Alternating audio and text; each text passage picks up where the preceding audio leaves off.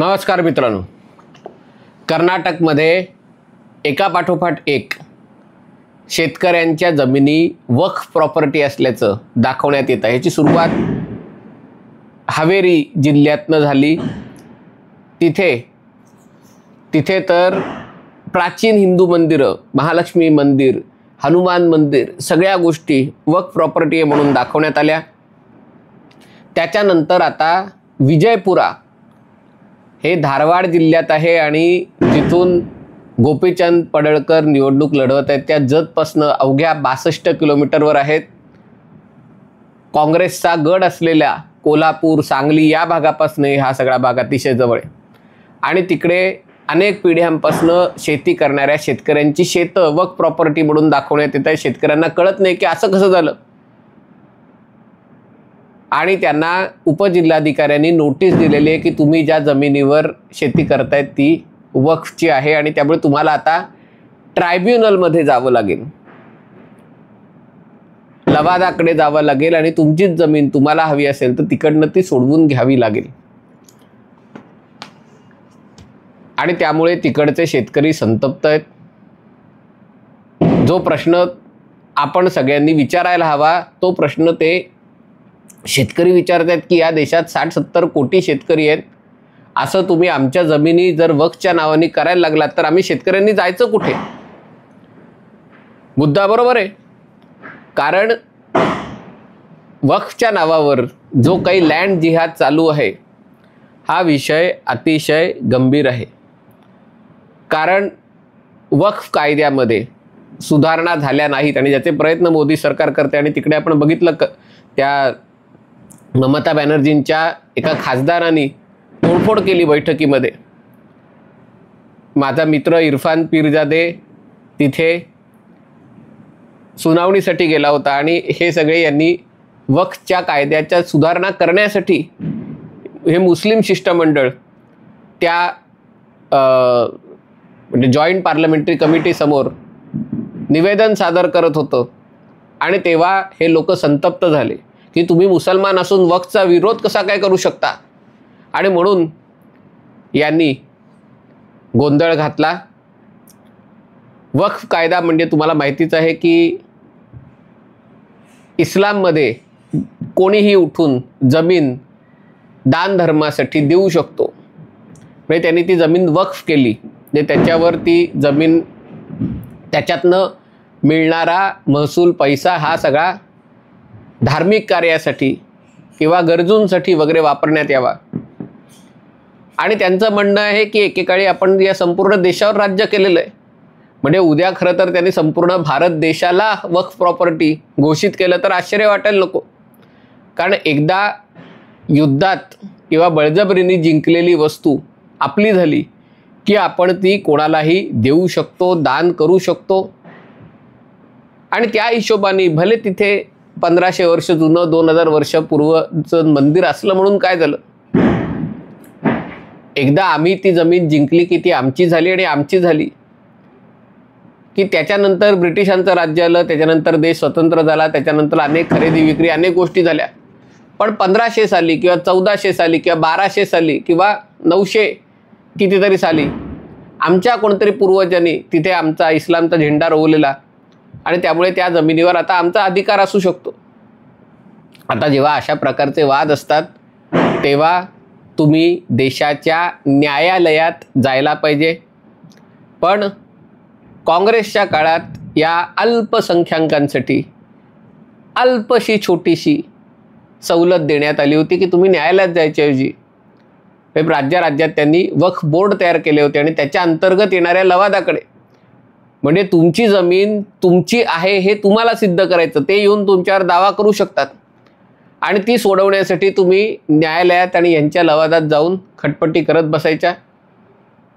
आणि अशा प्रकारे गावाच्या गावं शेतजमिनी वक्फच्या नावावर करण्याचे प्रकार चालू आहेत। हा प्रश्न मला नेहमी पडतो की अनेक राज्यांमध्ये भाजपा सत्तेवर आहे आणि तिकडे वक्फचे जे काही मंत्रालय आहे ते भाजपाच्या अंतर्गत येतं, म्हणजे सरकारच्या अंतर्गत येतं।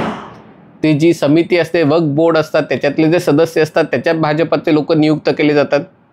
मग या राज्यांमध्ये असा कधी प्रकार फारसा घडलेला दिसत नाही की उत्तर प्रदेशमध्ये योगी आदित्यनाथ मुख्यमंत्री आहेत, त्यांच्या राज्यात वक्फ बोर्डचा कोणतरी उठतो आणि म्हणतो की लखनौ आमचं आहे किंवा काशी विश्वनाथ आमचं आहे आणि लगेच संबंधितांना नोटीस पाठवल्या जातात.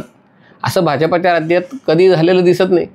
पण जिथे जिथे काँग्रेसचं सरकार असतं किंवा काँग्रेसच्या मित्र पक्षांचं सरकार असतं, आता ह्या काँग्रेसचा आणखीन एक नवीन मित्र पक्ष उबाटा सेना छत्रपती शिवाजी पार्कवर दीपोत्सव साजरा करायचा तरी यांच्या पोटात दुखायला लागलं.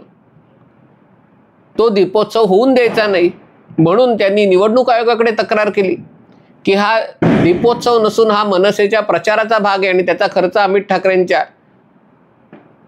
प्रचाराशी जोडा. जर मनसे तिथे वर्षानुवर्ष दीपोत्सव साजरा करताय, जसं तुम्ही तिथे वर्षानुवर्ष दसरा मेळावा करताय, म्हणजे भाजपाला जर तुमच्यासारखं कुटील पद्धतीने वागायचं असतं तर दसऱ्याच्या 2 दिवस आधीच निवडणुका घोषित केल्या असत्या आणि दसरा मेळाव्याचा सगळा खर्च आदित्य ठाकरेंच्या प्रचारात लावला असता. पण जी गोष्ट अनेक दशकं पार पडते त्याच्यात क्षुल्लक राजकारण आणण्याचा भाजपाचा स्वभाव नाही. पण उबाटा सेना आता बदललेली आहे. जसं हे शिवतीर्थावरच्या दीपोत्सवाचा विषय होता तसं अनेक ठिकाणी ऐकू येते की जी गोष्ट त्या पनवेलच्या तळोजाच्या भागात झाली की जर इथे बकरी ईद साजरी केली जाणार नसेल तर दिवाळी ही साजरी केली जाणार नाही. आणि अशाच प्रकारच्या गोष्टी जिथे जिथे काँग्रेसचं सरकार आहे, म्हणजे कर्नाटकमध्ये काँग्रेसचं सरकार आल्यावर या सगळ्या गोष्टी सुरू झाल्या. वक्फ बोर्डावर त्यांचे सदस्य गेले, वक्फ बोर्डाला दात आले आणि मग ते चावायला लागले. आता जेव्हा या प्रकरणात भाजपाने उडी घेतली, हे प्रकरण तापलं, शेतकरी पेटून उठले. लक्षात घ्या, याच शेतकऱ्यांनी काँग्रेसला मतदान केलं होतं कारण काँग्रेसनीच किसान आंदोलनाचं भावलं पुढे करून, बुजगावणं पुढे करून मोदी सरकारला लक्ष केलं होतं की कशा प्रकारे मोदी सरकार किसान विरोधी आहे. शेतकऱ्यांच्या धानाला भावच मोदी सरकार देत नाही, आम्ही सत्तेवर आलो तर आम्ही एवढा भाव देऊ. आज तेच काँग्रेस सरकार शेतकऱ्यांच्या जमिनी त्यांच्या हातातून काढून वक्फवाल्यांना द्यायला जे प्रयत्न करतंय ते बघता अशा प्रकारची गोष्ट महाराष्ट्रात झाल्यास आश्चर्य वाटणार नाही. महाराष्ट्रातही काँग्रेस 103 का 104 जागा लढतंय. मुंबईत काँग्रेसचे उमेदवार बघा, एखाद 2 अपवाद वगळता जवळपास सगळेच्या सगळे मुसलमान आहेत. आणि त्यामुळे हे जर लोक निवडून आले कोणाच्या पाठिंब्याने, उबाटा सेनेच्या, कारण स्वतःच्या ताकदीवर काँग्रेस निवडून येऊ शकत नाही. गेल्या 2 निवडणुका काँग्रेसचा आकडा 3-4च्या वरती मुंबईत गेलेला नाहीये. पण आता ब्रिगेडी मनोवृत्तीचे झालेले सैनिक, ब्रिगेडी म्हणजे हिंदू विरोधी झालेले, हिंदुत्वाची नवीन नवीन व्याख्या तयार करणारे, की काँग्रेसला आम्ही निवडून देऊ, काँग्रेसच्या मुस्लिम उमेदवाराला निवडून देऊ, का तर आम्हाला शिंदेंचा पराभव करायचा आहे, का तर आम्हाला भाजपचा पराभव करायचा आहे. असं होईल अशी शक्यता कमी आहे, पण शेवटी राजकारणात काय होईल सांगता येत नाही. तर या गोष्टी महाराष्ट्रात होतात. काँग्रेस ज्या ठिकाणी लढत आहेत यातल्या अनेक जागा विदर्भात आहेत, मराठवाड्यात. विदर्भ आणि मराठवाड्यातही अनेक ठिकाणी मुस्लिम लोकसंख्या मोठ्या प्रमाणावर वाढते. तर महाराष्ट्रात काँग्रेस सत्तेवर आलं तर आज जे कर्नाटकात चालू आहे तीच गोष्ट महाराष्ट्रातही सुरू झाल्यास आश्चर्य वाटणार नाही. कर्नाटकात पुढे काय झालं ते लक्षात घ्या. जेव्हा याच्यावर खूप मोठा गदारोळ झाला, अगदी राष्ट्रीय वाहिन्यांनी हे विषय उचलून धरले, तेव्हा मग सांगण्यात आलं अरे नाही नाही नाही, ही काहीतरी तांत्रिक चूक होती. 2022 साली त्या शेतकऱ्यांना न सांगताच त्याच्यामध्ये ते बदल सरकारी दफ्तरात लँड रेकॉर्डमध्ये बदल करण्यात आले, त्याच्यात वक्फचं नाव टाकण्यात आलं आणि मग काँग्रेसचं सरकार आल्यावर त्या शेतकऱ्याला नोटीस पाठवण्यात आली. अशा जर गोष्टी चालू असतील आणि त्याला संदर्भ दिला जात असेल की या भागावर आमचं राज्य होतं, हे टिपू सुलतानचं राज्य होतं, हे बहामनी सुलतानाचं राज्य होतं, हे आणखीन कुठल्या विजापूरचं राज्य होतं आणि त्यामुळे ही सगळी जमीन, हा सगळा प्रदेश आमचा आहे, आणि त्याचे समर्थन करणारेही लोक या देशात आहेत. ज्या शेतकऱ्यांनी काँग्रेसच्या भूलथापांना बळी पडून मतदान केलं होतं त्यांनी हा विचार करण्यासारखा आहे. शेतकऱ्यांच्या समस्या या कधी सुटणार नाहीच आहेत, कारण त्या समस्या खूप मोठ्या आहेत आणि खूप लांबलचक आहेत, आणि तरी शेतकरी त्याच्यावर काहीतरी मार्ग काढून शेती करत असतो. आणि त्यामुळे त्याला असं वाटतं की कोणीतरी आश्वासन देतं आहे की ती समस्या सुटू शकेल. पण इथे समस्या मुळापासूनच सोडून द्यायची काँग्रेसची जी रणनीती आहे, न रहेगा बास न बजेगी बासुरी, जर तुझ्या ताब्यात जमीनच राहिली नाही तर मग शेतीचा प्रश्नच काही तुला उरणार नाहीत, कारण तू शेतकरीच राहिला नाहीस. आणि त्यामुळे जी गोष्ट कर्नाटकमध्ये होती, जी गोष्ट अन्य राज्यामध्ये, तामिळनाडूमध्ये पण असं झालं. अर्थात तिथे DMK आणि काँग्रेस तिथेही सत्तेवर आहे. काँग्रेस शासित राज्यात जिथे जिथे या गोष्टी होत आहेत त्या सगळ्या गोष्टींचं संकलन करून महाराष्ट्रातल्या शेतकऱ्यांना त्याचा अभ्यास करायला लागलं, त्यांना व्हॉट्सअपद्वारे, त्यांना अन्य कोणत्या माध्यमांद्वारे त्यांच्यापर्यंत या गोष्टी पोहोचवल्या पाहिजेत की इथे निदान तुमची जमीन तरी आहे. तुमची जमीनच जर वक्फची प्रॉपर्टी झाली तर काय करणार. पण हा विषय गंभीर आहे आणि त्यामुळे केंद्र सरकारने लवकरात लवकर जे JPCचं गुऱ्हाळ आहे ते पूर्ण करून वक्फ कायद्यात सुधारणा आणल्या पाहिजेत. या देशामध्ये सगळ्या धर्मियांना एकच कायदा लागू असेल, कोणी कोणत्या धर्माचं म्हणून त्याच्यासाठी वेगळी वाट, हे या देशात, घटनेने सेक्युलर असलेल्या देशात हे चालता कामा नये.